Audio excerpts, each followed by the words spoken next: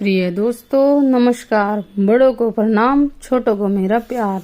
आपका स्वागत है मेरे इस चैनल में। कृपया मेरे चैनल को सब्सक्राइब करें और वीडियोस को लाइक करें। जय माता दी दोस्तों। आज नवरात्रि का छठा दिन है, यानी इस दिन माता कात्यायनी की पूजा अर्चना एवं कथा आरती की जाती है। आज हम जानेंगे माता कात्यायनी के छठे स्वरूप को कौन सा रंग प्रिय है, कौन सा भोग प्रिय है और वह किस स्वरूप में व्याप्त हैं। अर्थात हम उनकी कथा भी जानेंगे एवं आरती भी करेंगे और उसके साथ ही हम उनसे क्षमा याचना भी करेंगे और उनके बीज मंत्र के साथ हम उनको आह्वान करेंगे। चलिए शुरू करते हैं। या देवी सर्वभूतेषु मां कात्यायनी रूपेण संस्थिता नमस्तस्यै नमस्तस्यै नमस्तस्यै नमो नमः। वंदे वांछित मनोरथ चंद्रघार कृत शेखराम श्रीरूढ़ा चतुर्भुजा कात्यायनी यशस्विनम। जय हो माता रानी की। माँ कात्यायनी माँ दुर्गा का छठा स्वरूप है। नवरात्र के छठे दिन इस मंत्र से माता कात्यायनी की पूजा वंदना करनी चाहिए। महाराशि और नवरात्र के छठे दिन दुर्गा जी के छठे स्वरूप में माँ कात्यायनी की पूजा और अर्चना की जाती है। ऐसा विश्वास है कि इनकी उपासना करने वाले को धर्म, अर्थ, काम और मोक्ष इन चार पुरुषार्थ चतुष्टय की प्राप्ति हो जाती है।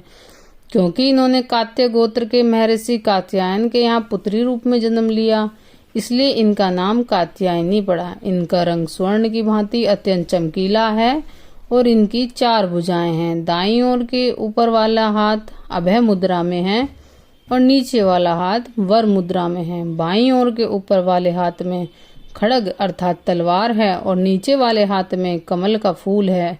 इनका महान भी सिंह है। शास्त्रों में ऐसा उल्लेख है कि माता रानी की प्रार्थना पूजा करने से विवाह के योग बहुत जल्द बन जाते हैं। माँ कात्यायनी का महामंत्र है कात्यायनी महामाये महायोगिंधीश्वरी नंद गोपी सुतम देवी पति मैं कुरु ते नमः। यह माता रानी का मंत्र है। इस मंत्र के साथ ही आप अपनी पूजा अर्चना शुरू कीजिए। चलिए अब माता रानी के व्याख्यान के बारे में जानते हैं कि माता रानी किस प्रकार कैसे और सृष्टि में व्याप्त हुई। माँ दुर्गा के जो छठे स्वरूप का नाम कात्यायनी है, इनका कात्यायनी नाम पड़ने की कथा इस प्रकार है। कत्त नामक एक प्रसिद्ध महर्षि थे। उनके पुत्र ऋषि कत्य हुए। इन्हीं कात्य के गोत्र में विश्व प्रसिद्ध महर्षि कात्यायन उत्पन्न हुए थे। इन्हें भगवती माता की उपासना करते हुए बहुत वर्षों तक बड़ी कठिन तपस्या की थी। इनकी इच्छा थी कि माँ भगवती इनके घर में पुत्री के रूप में जन्म ले।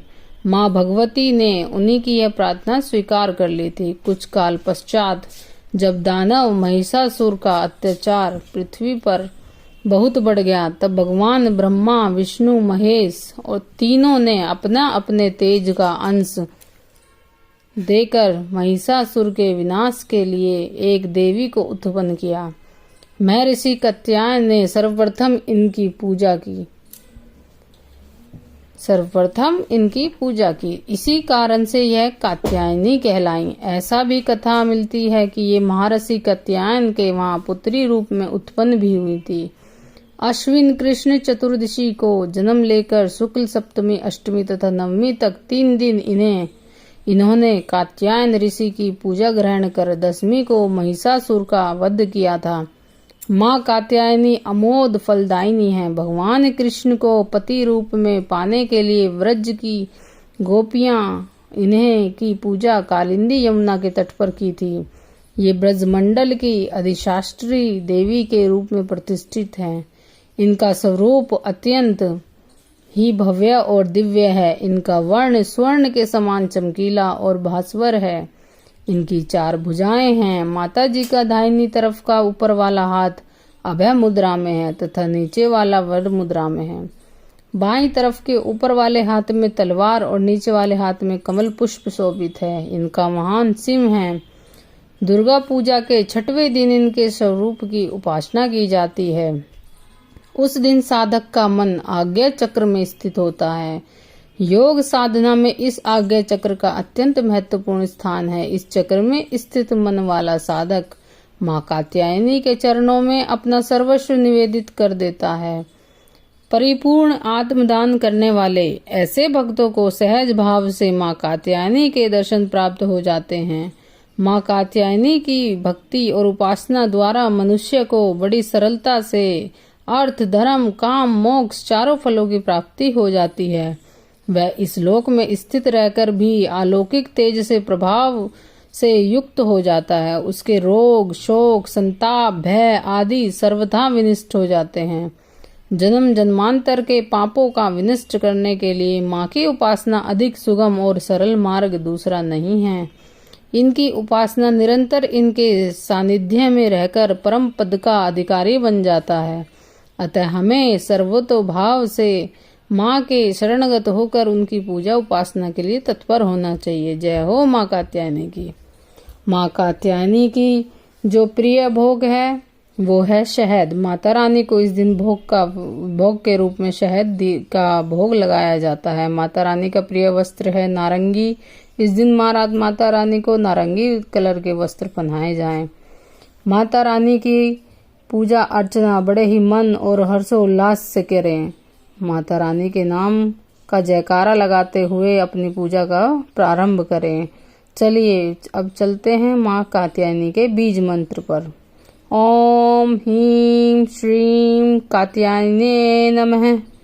ओम ह्रीं श्रीं कात्यायने नमः। ओम ह्रीं श्रीं कात्यायने नमः। ओम ह्रीं श्रीं कात्यायने नमः। ओम ह्रीं श्रीं कात्यायने नमः। यह था माता का बीज मंत्र।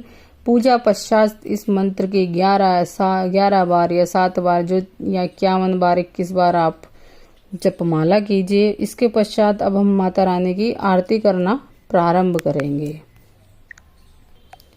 चलिए माता रानी की आरती प्रारंभ करते हैं।